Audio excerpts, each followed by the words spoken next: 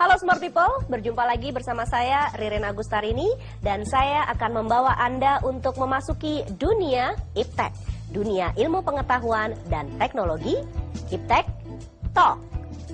Ini adalah sebuah tayangan talk show yang akan membicarakan hal-hal yang teraktual dalam dunia ilmu pengetahuan dan teknologi dan tentu saja segala hal yang bermanfaat dalam kehidupan kita. Bicara Iptek, sadar Iptek, inilah Iptek Talk.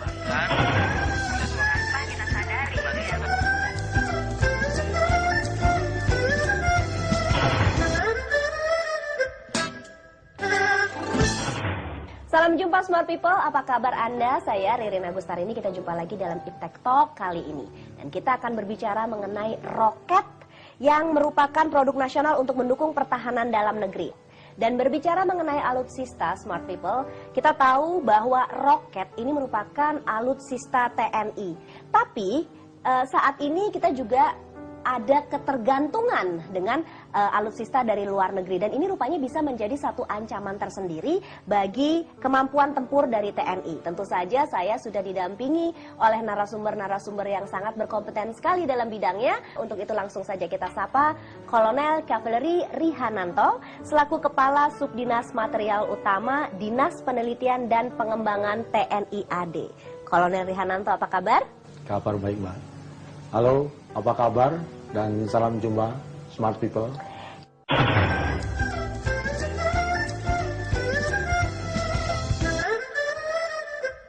Ya, dan juga sudah ditemani oleh Bapak Sony Saleh Ibrahim. Beliau selaku Kepala Divisi Pusat Bisnis Teknologi PT Dirgantara Indonesia Persero. Pak Sony, apa kabar? Selamat datang. Kabar baik, Mbak Ririn. Salam jumpa Smart People.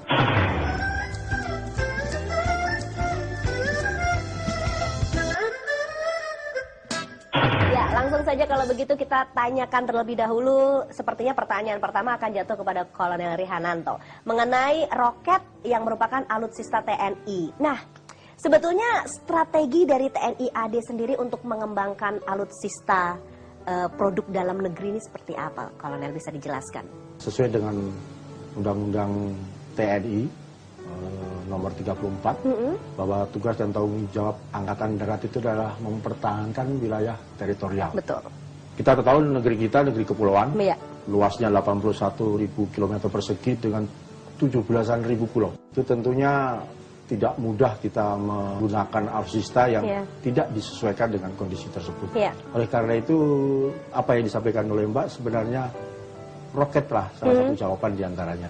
Karena ini sudah merupakan suatu kebutuhan yang secara bertahap, perencanaannya sudah ada, mulai dari kebijakan tertinggi yaitu Departemen Pertahanan sampai dengan dijabarkan secara taktis operasional oleh Mabes TNI dan sampai ke angkatan, salah satu diantaranya Angkatan Darat. Ini suatu fase yang sangat ditunggu-tunggu.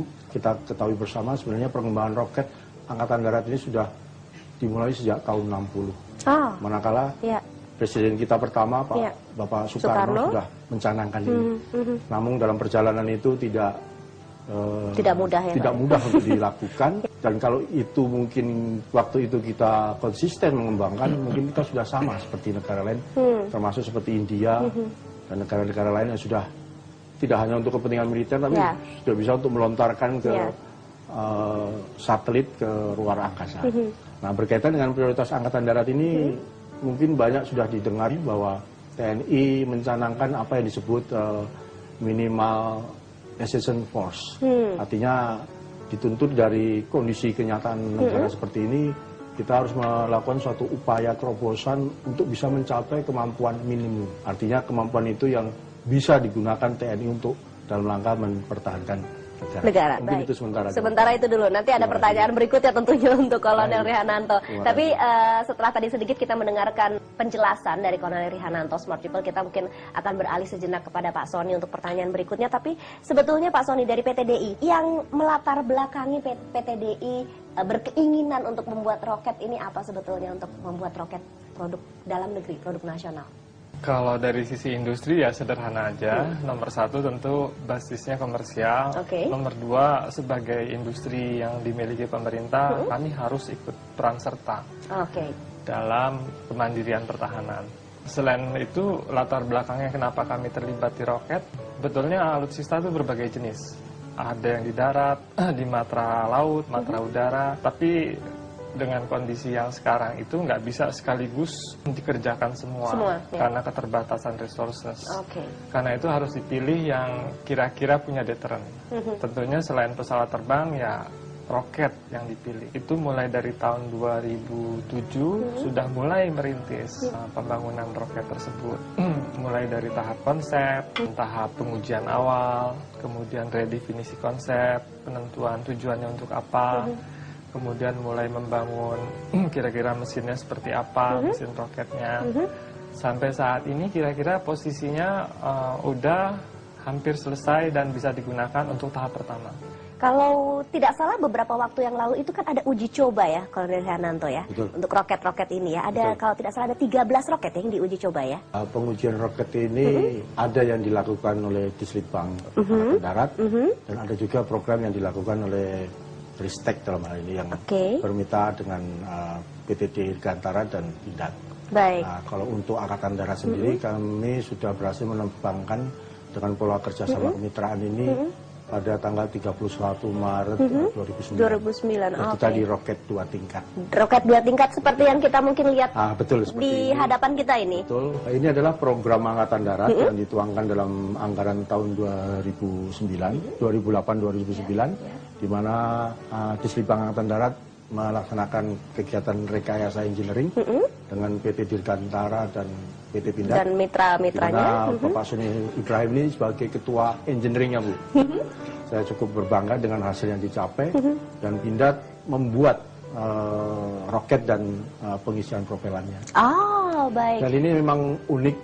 Ini adalah satu terobosan Dislitbang Angkatan Darat.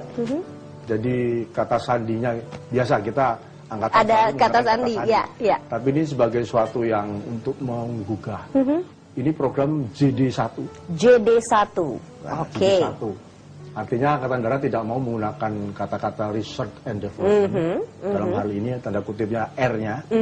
Dislitbang merubah. Cari terobosan diganti dengan Z. Artinya dalam guyonannya adalah Jiplak and Development. Jadi ini adalah kolaborasi antara bahasa Inggris dan bahasa Indonesia, Jiplak and Development ya. Betul, karena Smart People ketahui kita sudah tertinggal jauh. Ya betul. Jadi kalau kita melakukan suatu penelitian dari awal, makan waktu panjang lagi. Kita ambil terobosan dengan beberapa referensi dari luar, kepiawaian Dirgantara dan Pindad yang sudah menangani berbagai alutsista. Kita satukan di situ, dapatkanlah model seperti ini. Jadi modul yang sudah ada dikembangkan lagi begitu ya, dengan tidak dari awal. Tidak dari yang awal. Sudah ada, kita coba. Baik, kalau begitu ke PT DI, ke Pak Sony sekarang nih. Pak Sony bisa menceritakan nggak prosesnya nih ya? Apakah dari PT DI mendapatkan spesifikasi dari TNI AD begitu ya? Speknya, roket yang harus dibuat adalah seperti ini, kemudian dibuat prototipenya, diajukan, pitching atau bagaimana caranya nih? Iya, mirip-mirip seperti gitu. Kalau kita mau membuat sesuatu kan ditanya dulu, ini untuk apa? Oh, untuk seperti ini, dan seperti ini. Kemudian kalau kita nggak sampai ke sana, tahap pertamanya di mana dulu, tahap keduanya di mana dulu. Dalam pengembangan roket ini, karena kita tahu itu deterrent, hampir semua litbang angkatan, termasuk yang litbang di Departemen Pertahanan bergerak. Nah, dalam hal ini kita punya banyak pembina gitu. Jadi mudah buat kami menentukan objektifnya yang mana. Misalnya untuk Angkatan Darat seperti ini, untuk laut seperti ini. Selain kita punya banyak pembina, di Kementerian Ristek sendiri itu bertindak seolah-olah seperti koordinatornya. Jadi dengan adanya Kementerian Ristek, maka PT DI didudukan dengan Pindad, didudukan dengan PT LEN. Kemudian kami bertiga bertanya kepada angkatan maunya seperti apa. Apa yang dibutuhkan. Betul. Nah, kemudian tahapan-tahapan pembangunan kita mulai dari konsepnya seperti yang bentuknya kayak pensil seperti itu. Setelah konsepnya ya kita uji di terowongan angin. Kalau stabil kita lanjutkan dengan pengembangan motor roketnya. Kemudian kita uji. Setelah diuji kita ukur jaraknya, ketepatannya dan sebagainya. Oke, Smart People, kita akan jeda dulu sejenak. Setelah itu kita kembali lagi, jadi tetap saksikan Iptek Talk. Kembali lagi dalam Iptek Talk dan kita akan lanjutkan lagi obrolan kita Smart People. Kalau tadi Pak Sony berbicara mengenai pengujian, kalau tidak salah ada dua sistem pengujian ya Pak Sony. Ada uji dinamik dan uji statik. Bisa dijelaskan mungkin itu? Uji lebih daripada itu. Pertama uji terowongan angin. Oke, itu tadi yang terowongan angin. Betul, uji terowongan angin mungkin belum banyak yang dengar untuk Smart People. Jadi uji terowongan angin itu si roket dihembus angin, kemudian dilihat terbangnya lurus nggak? Oke. Dengan titik koordinat tertentu? Di dalam terowongan anginnya. Di dalam terowongan anginnya. Betul. Oke. Nah setelah kita tahu bahwa dia stabil, artinya kalau nanti diluncurin nggak lari kemana-mana, baru uji statik. Uji statik itu roketnya dipegang, diuji, yang diukur kekuatan mesinnya. Jadi kalau mesinnya kuat, dia pasti membawa roket itu ke titik yang kita mau. Baru namanya uji dinamik. Setelah terowongan angin, uji statik, baru uji dinamik, diuji. Jadi kemungkinan kita sukses dengan melalui urutan-urutan tersebut semakin besar. Oh gitu. Nah, pengujian yang pernah dilakukan di Kebumen itu ada nggak? Dari sekian banyak yang diuji, berapa persen yang berhasil, berapa persen yang gagal? Jadi dengan dana yang ada, kita berhasil membuat 5 buah roket. 5 roket, wow. 2 untuk diterbangkan, 1 untuk pengujian statik, kemudian 1 sebagai arsip, dan 1 lagi saya harus membuat model. Karena model itu adalah langkah awal sebelum kita melakukan prototipe. Dan model itu juga hasil dari pengujian analisis tadi yang disampaikan oleh Pak Sony Ibrahim. Kita pengujian di terowongan angin. Dari sanalah baru kita berani untuk membuat desain itu secara benar. Dan ada pengujian statik. Tapi yang diluncurkan pada 31 Maret 2009 itu adalah 2 roket. 2 roket ya. Dan sukses ya. Wow, bravo kalau begitu ya. Oke, nah sebetulnya kalau Nari Hananto, kalau suatu saat nanti kita sudah mulai merintis ini sekarang begitu ya dengan memproduksi roket nasional. Tapi keuntungan yang kira-kira bisa diambil atau didapatkan lagi oleh TNI AD apa sih selain kita bicara tentunya masalah biaya ya? Roket itu pertama yang saya jelaskan pertama tadi adalah kaitannya dengan kita bisa memiliki deteran. Karena memang roket itu cukup diandalkan oleh angkatan bersenjata di dunia.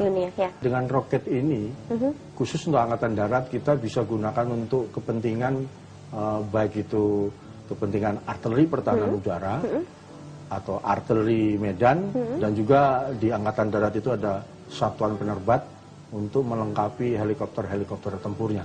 Jadi dari kepentingan air to air, defense, ground to ground sampai dengan air to ground untuk satuan penerbat. Berarti karena roket itu sangat fleksibel, maka ini sesuatu hal yang alutsista yang mudah untuk segera diaplikasikan bagi kepentingan satuan-satuan yang saya sebutkan tadi. Dari kinerja roket yang selama ini sudah diujikan, sudah berhasil dibuat begitu ya, apakah ada masih kurang puas atau masih ada yang harus disempurnakan lagi atau bagaimana so far?